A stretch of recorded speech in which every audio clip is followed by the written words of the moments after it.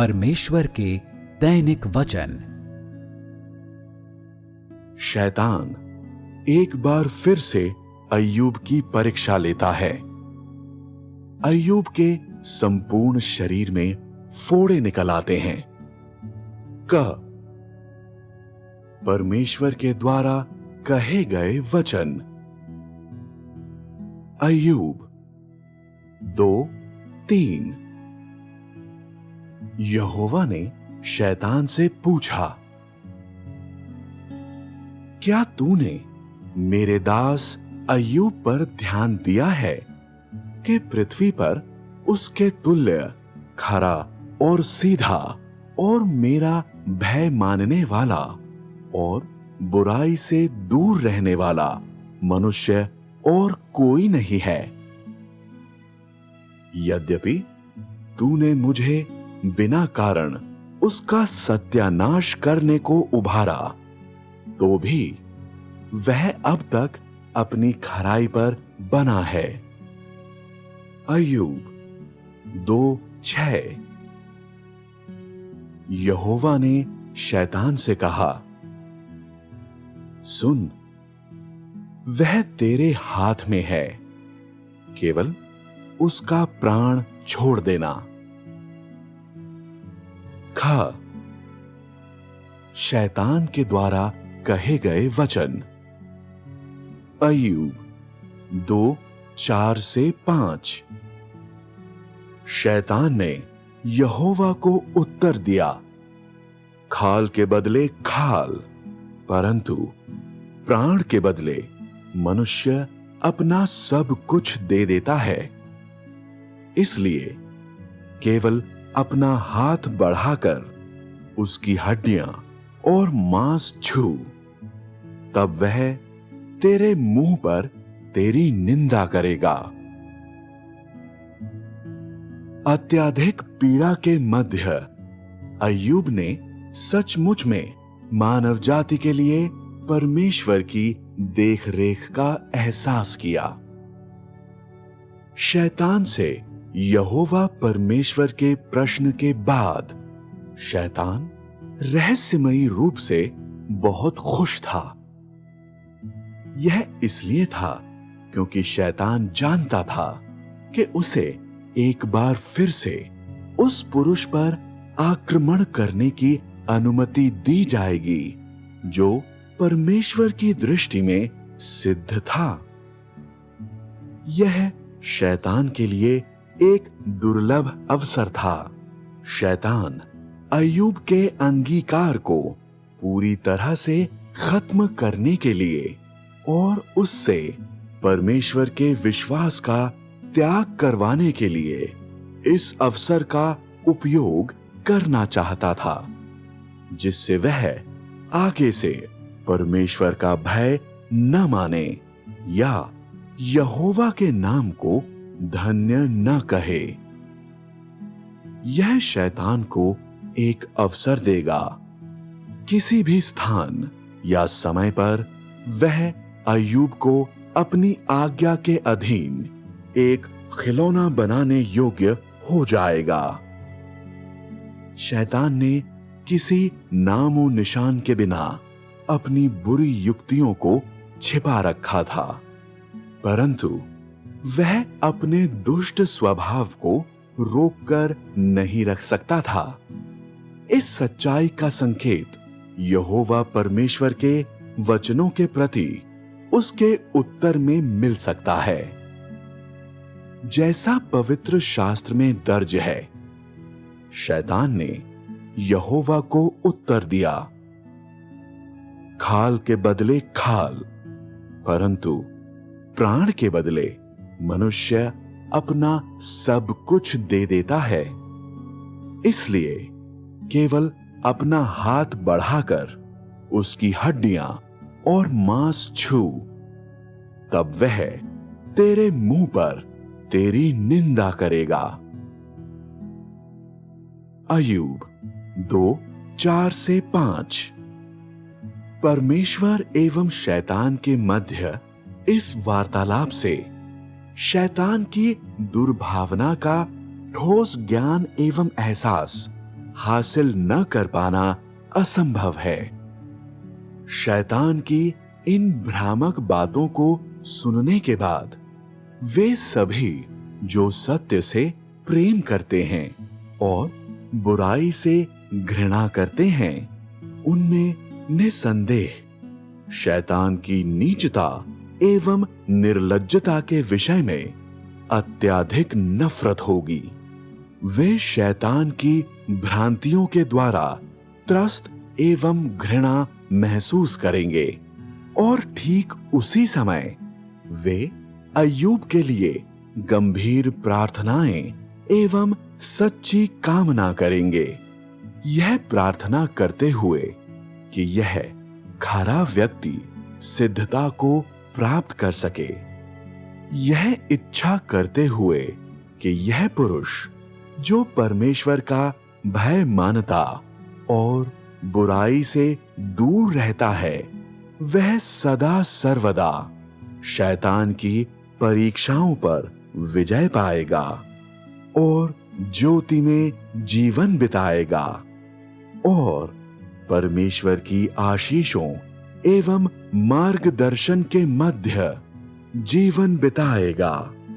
वे यह भी इच्छा करते हैं कि अय्यूब की धार्मिकता के कार्य सदा सर्वदा उन लोगों को प्रेरणा दे सकें और उनको प्रोत्साहित कर सकें जो परमेश्वर का भय मानने और बुराई से दूर रहने के मार्ग का अनुसरण करते हैं। हालांकि शैतान के दुर्भावनापूर्ण इरादे को इस घोषणा में देखा जा सकता है, फिर भी परमेश्वर शैतान की विनती से प्रसन्नतापूर्वक सहमत हो गया था, परंतु उसकी भी एक शर्त है। सुन, वह तेरे हाथ में है, केवल उसका प्राण छोड़ देना। अय्यूब 2:6। क्योंकि इस समय शैतान ने अय्यूब की हड्डियों एवं शरीर पर अपना हाथ बढ़ाने की मांग की थी, परमेश्वर ने कहा, केवल उसका प्राण छोड़ देना। इन शब्दों का अर्थ है कि उसने अय्यूब के शरीर को शैतान को दे दिया, परंतु उसके जीवन को बचाए रखा। शैतान अय्यूब का जीवन नहीं ले सकता था, परंतु इसके अलावा शैतान अय्यूब के विरुद्ध किसी भी तरीके या हथकंडे को उपयोग में ला सकता था। परमेश्वर की अनुमति को प्राप्त करने के बाद शैतान तेजी से अय्यूब के पास पहुंचा और उसकी चमड़ी को पीड़ा पहुंचाने के लिए अपना हाथ बढ़ाया। उसके पूरे शरीर पर पीड़ादायक फोड़े निकल आए और अय्यूब ने अपनी चमड़ी में अत्यधिक पीड़ा महसूस की। अय्यूब ने यहोवा परमेश्वर की अद्भुतता एवं पवित्रता की प्रशंसा की, जिसने शैतान को उसकी ढिठाई में और भी अधिक स्तब्ध कर दिया, क्योंकि उसने मनुष्य को पीड़ा पहुंचाने का आनंद लिया था।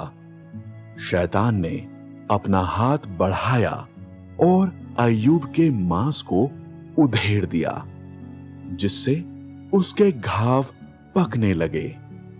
अय्यूब ने तुरंत ही अपने शरीर में पीड़ा एवं कष्ट का ऐसा एहसास किया जिसकी तुलना नहीं की जा सकती थी, और वह हाथों से सिर से लेकर पांव को दबाने के सिवाय और कोई मदद नहीं कर सकता था।